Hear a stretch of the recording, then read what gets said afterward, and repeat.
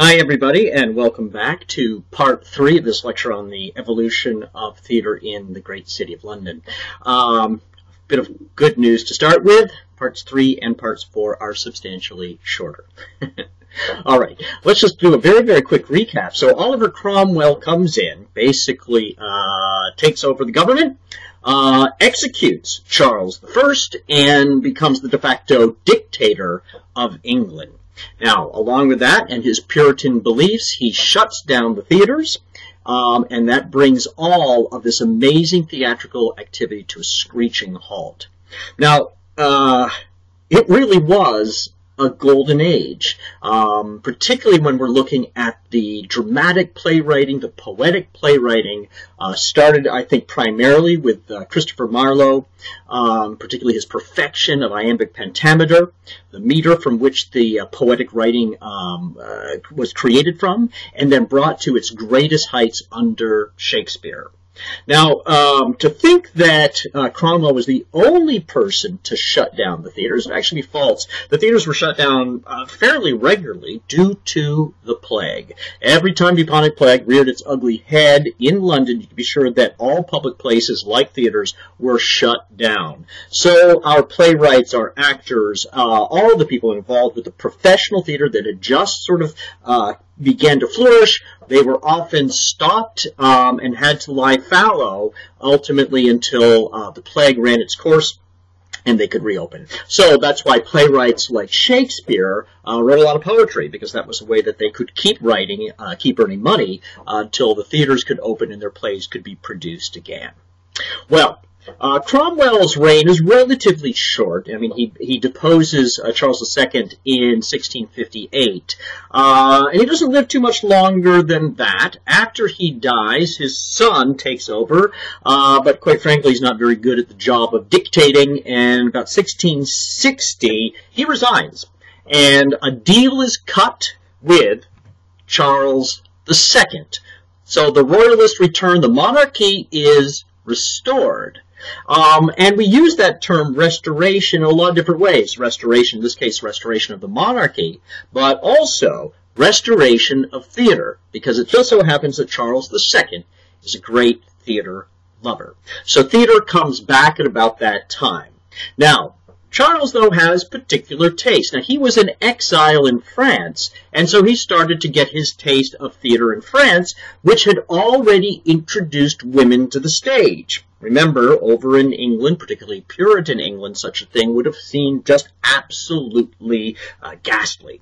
But Charles II brings his theatrical sensibilities, and actually he has a decree, and he makes it illegal for men to play women's roles. Now, this causes some problem for some of the actors, because you have actors who have spent their entire careers learning how to play these female roles. Matter of fact, there's a wonderful film called Stage Beauty that is about actually historical film about the last true star of the English stage, who was a man who played Shakespeare's great female roles. And the film is about what happens to him when Charles makes his decree and he's essentially put out of work. It's a great film. It's also a great film to look a little bit about the acting style of that period, which was filled with gestures and set poses that helped sort of communicate the supposed emotions that the actor was supposed to be feeling. You'll get a chance to see little bits and pieces of that in this particular film. Now, Charles II, now, with this new restoration and tastes, starts to influence what kind of playwriting we're really going to see happen in this next phase. And again, it's going to mirror to a great degree what we're seeing in France. Certainly, the epitome of this type of playwriting is Molière. Over here on the English stage, the first of these great playwrights in this more farcical, comical style. We sometimes call it restoration, although that's not really the most accurate name.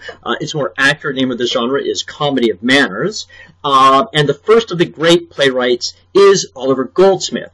His most famous play is She Stoops to Conquer. Now you can just see from this still of a modern production just a little bit of the flavor and feel of what you might get with this play. Very witty, poking lots of fun at the manners of the aristocracy or the up-and-coming rich, which was also a favorite target of these particular playwrights. These plays were ever so popular during this particular period as we march into the 17th and early 18th century. Another of these great playwrights is Richard Sheridan. Again, wonderful wit and comic writer. One of his most famous plays is The Rivals. What I kind of love about this, if you kind of go back to this portrait of Sheridan, you can sort of see a little resemblance in Sir Anthony Absolute, who's the suitor in this particular still. Now, in this particular writing of The Rivals becomes a character that's so famous that we actually have a word in the English language that's been established just for her, and her name is Mrs. Mallenprop. Mrs. Mallenprop is somewhat famous, I love this picture, for absolutely mangling the English language. So she'll take a word and she'll either use it in completely wrong context or she'll just mangle the word itself. And so that's where we get the word a Mallenpropism, when we hear a word that's used incorrectly or is sort of somehow not pronounced correctly. Mrs. Mallenprop has been played by many great actors over the years, and you get a little bit of a sense of all the different versions. I think this might be my favorite. That's Sir Anthony's father, who's actually Sir Anthony Absolute. Now, around this time, of course, we see a huge change in the architecture for theater. Again, this is coming over from continental Europe. So we now have completely left the theaters that were based upon the old bear-baiting style. Really, it was bear-baiting coupled with the Greek style that we saw all through the Shakespearean, which is really the Jacobean and Elizabethan periods. And now we're getting into these structures that are obviously all indoor theaters, so the outdoor theaters of Shakespeare Day are now all gone. And in addition to this, we're seeing that the patronage remains very much a part of theatrical activity. As I said before, you know, in order to really get anywhere as an actor and not be seen as a complete vagabond, you had to be sponsored essentially by somebody in royalty or the aristocracy. When these theaters are built, they are still built by royal decree. So the first of these theatrical buildings are all theater royales. They all essentially belong to the crown. This is one of the first versions of the Theatre Royal Drury Lane. Here you see it in its contemporary setting, and we'll see this actually. It's just off Covent Garden. We won't get a chance to see a play there, or at least we don't have anything unless you go to see one on your own. And one of the other great Theatre Royals that, again, is still operating today is the Theatre Royal Haymarket. This is an absolutely gorgeous theater inside, and definitely worth taking a look at. There's a chance that we might actually be seeing a play in there. I'm sorry, I have to double check on that. But it's an absolutely beautiful, beautiful theater. And again, still associated with the monarchy to this very day.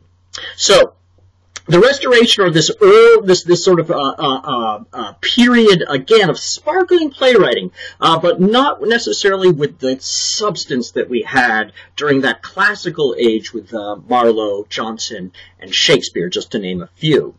That being said, again, along with the types of theater that we've just talked about with the Comedy of Manners, was also something called pastoral plays. You may never have come across them because, quite frankly, they're not very good. So they did not stand the test of time. Matter of fact, if you ever see the play Cyrano de Bergerac, or see a film version of Cyrano de Bergerac, Cyrano makes particular fun of these pastoral plays, which were very philosophical and, well, quite frankly, just not very good. But we're going to see theater continue to evolve in London, but it's going to get actually a little bit less newsworthy, less artistically astute. We're going to lose some of the sparkle as we go ready to take a look at our next section. But for right now, that's the end of Part 1.